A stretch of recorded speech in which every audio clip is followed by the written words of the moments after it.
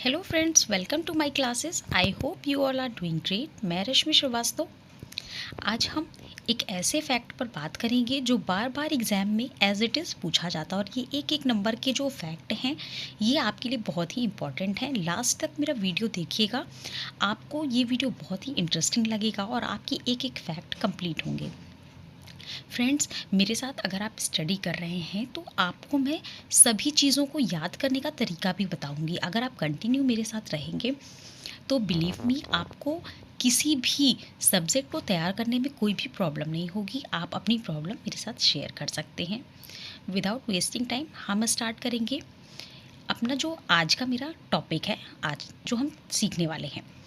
देखिए, कुछ प्रमुख शब्दावली हैं ज्योग्राफी से जो कि आपके एग्ज़ाम में एग्जैक्टली सेम दे दी जाती हैं। ठीक, इन्हें आपको याद करने में भी समझने में कि बांगर क्या है, खादर क्या है, डेल्टा किसे कहते हैं और दोआब क्या है, आगे और भी है। तो स्टार्ट करेंगे। सबसे पहले है बांगर। ठीक है, बांगर क्या होती है? जैसा कि आपको दिख रहा है स्क्रीन पर, पुरानी मृदा। ठीक है, बांगर क्या होती है? पुरानी मृदा होती है। यहाँ तक बाढ़ का पानी नहीं पहुँच पाता है। ठीक है, यहाँ तक बाढ़ का पानी नहीं पहुँच पाता है और ये हमेशा उच्च भूमि पर स्थित होती है। ऑब्वियस सी बात है, जब चीज़ें उच्च भूमि पर, जैसे कि कोई भी मृदा है, आपकी जो भूमि है मान लीजिए ऊंचाई पर स्थित है, तो वहाँ पर बाढ़ का पानी उतना नहीं पहुँचेगा जितना कि नई मृदा के पास या फिर निचले स्तर पर पहुँचेगा। ठीक है, तो ये एक चीज़ याद रखनी है कि बांगर आपसे, यहाँ से जो मैं ये भी बता दूंगी आपको कि यहाँ से जो क्वेश्चन आपसे पूछा जाता है, यानी कि आपसे पूछा जाएगा बांगर किस टाइप की मृदा है। ठीक है, तो बांगर से सिर्फ और सिर्फ आपको अगर यही याद रखना है तो आप पुरानी मृदा और खादर नई मृदा इतना भी याद कर सकते हैं। बट क्योंकि एग्ज़ाम है, कुछ भी पूछ सकते हैं, तो आपको आगे भी याद रखना ज़रूरी है। तो बांगर क्या है? यहाँ बाढ़ का पानी नहीं पहुँच पाता और हमेशा उच्च भूमि पर स्थित होती है। प्लिस्टोसीन युग में इसका निर्माण हुआ था बांगर का। फिर है खादर। खादर है नई मृदा। ठीक है, अब नई मृदा क्या होती है? यहाँ तक बाढ़ का पानी पहुँचता है।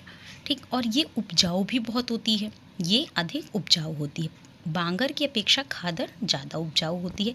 नई मृदा है, बाढ़ का पानी पहुँचेगा और जब पानी आता है तो मिट्टी में बहुत सारे खनिज, बहुत सारे तत्व लेकर आता है। ठीक है, तो ये अधिक से अधिक उपजाऊ भी होती है और ये निचला क्षेत्र होता है जहाँ पर पानी पहुँचता है। पंजाब में ऐसी भूमि को बेट कहते हैं। ठीक है, तो बेट, क्वेश्चन आपसे पूछा जाए बेट किसे कहते हैं, तो खादर को बेट कहते हैं पंजाब में। ठीक, अब इसे याद करने का तरीका मैं भी आपको बता सकती हूँ, थोड़ा सा फ़नी होगा बट आपको याद करना है।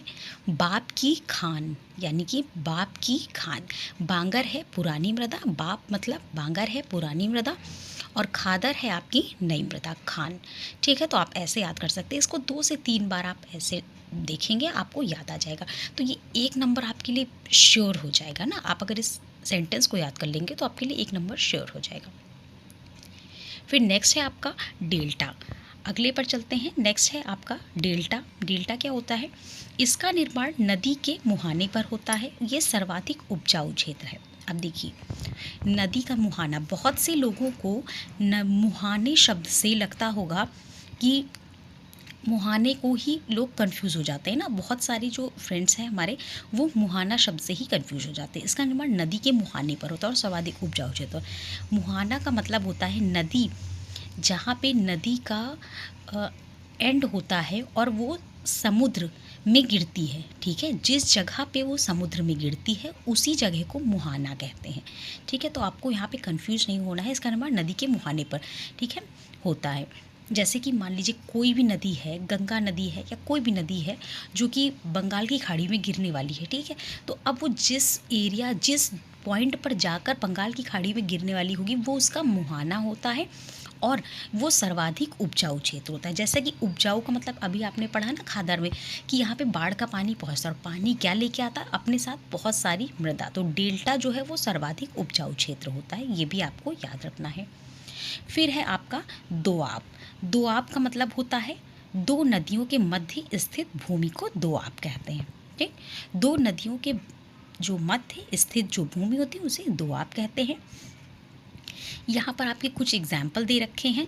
देखिए, ये सारे जितने फैक्ट मैंने यहाँ पर ले रखे हैं, ये सभी आपके एग्ज़ाम के लिए बहुत ही इंपॉर्टेंट है, तो इनको एक भी आप मिस मत करिएगा। बिस्ट दोआब और पारी दोआब। अगर आपको दोआब के बारे में जानना है तो मैंने मेरे वीडियोज़ में शॉर्ट्स में दे रखा है, आप उसे ज़रूर देखिएगा। उसका लिंक मैं आपको डिस्क्रिप्शन में डाल दूँगी, ठीक है। बिस्ट दोआब किन दो नदियों के बीच है, ये मैं आपको बता देती हूँ। व्यास और सतलज के बीच है, ठीक है, बिस्ट। अब आपको बताना है पारी दोआब किन दो नदियों के बीच है, ये आपको बताना है, ये आप कमेंट में बताएंगे। फिर नेक्स्ट है आपका नदी घाटी। जिस मार्ग से नदी की मुख्य धारा गुजरती है उसे नदी घाटी कहते हैं, ठीक है। जिस मार्ग से नदी की मुख्य धारा, अब देखिए यहाँ पे मुख्य शब्द जो आ गया, आपको कंफ्यूज करने के लिए वितरिका दे देंगे। वितरिका मतलब जो उसकी सहायक अन्य नदियाँ होती हैं, ठीक है, या अन्य नदियों की बात कर देगा। तो यहाँ पे आपको इस चीज़ को पॉइंट आउट करना है कि जिस मार्ग से नदी की मुख्य धारा गुजरती है उसे नदी घाटी कहते हैं। नेक्स्ट है आपका एस्चुरी। एस्चुरी क्या होता है? एस्चुरी नदी के जल के प्रवाह के कारण नदी के मुहाने पर, अभी मैंने मुहाना शब्द आपको बताया, नदी के जल के प्रवाह के कारण नदी के मुहाने पर जब गहरे कुंड जैसी संरचना बन जाती है उसे एस्चुरी कहते हैं, ठीक है।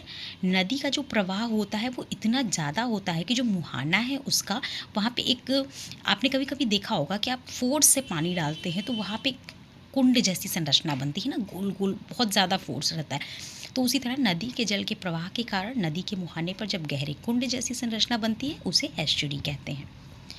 आई होप आपको ये समझ में आ रहा होगा, और आपके किसी भी एग्ज़ाम के लिए अगर आप ज्योग्राफी तैयार कर रहे हैं या कोई भी सब्जेक्ट तैयार कर रहे हैं तो आप मेरे चैनल को ज़रूर विज़िट करिएगा। आपको बहुत सारे अच्छे अच्छे फैक्ट्स देखने को मिलेंगे, और सबसे बेटर ये है कि आपको मैं याद भी कराती चलूँगी, ठीक है। फिर है आपका वितरिका। वितरिका क्या होती है? मुख्य नदी से निकलने वाली छोटी नदियाँ जो उस नदी में पुनः न मिले उसे वितरिका कहते हैं। मुख्य नदी से निकलने वाली छोटी नदियाँ जो उस नदी में दोबारा से ना मिले उसे वितरिका कहते हैं, ठीक है। एक नदी है, उससे छोटी छोटी नदियाँ अलग अलग निकलती हैं और फिर वो अलग अलग स्थानों में चली जाती हैं, मतलब दोबारा उस नदी में नहीं मिलती हैं, तो उसे क्या कहेंगे? वितरिका कहेंगे। आई होप आपको ये सारे फैक्ट बहुत ही अच्छे से समझ में आए होंगे, आपको याद करने में भी आसानी होगी। अगर आपको पसंद आया हो तो इसे लाइक ज़रूर करिएगा। मिलते हैं नेक्स्ट वीडियो में, तब तक के लिए टेक केयर।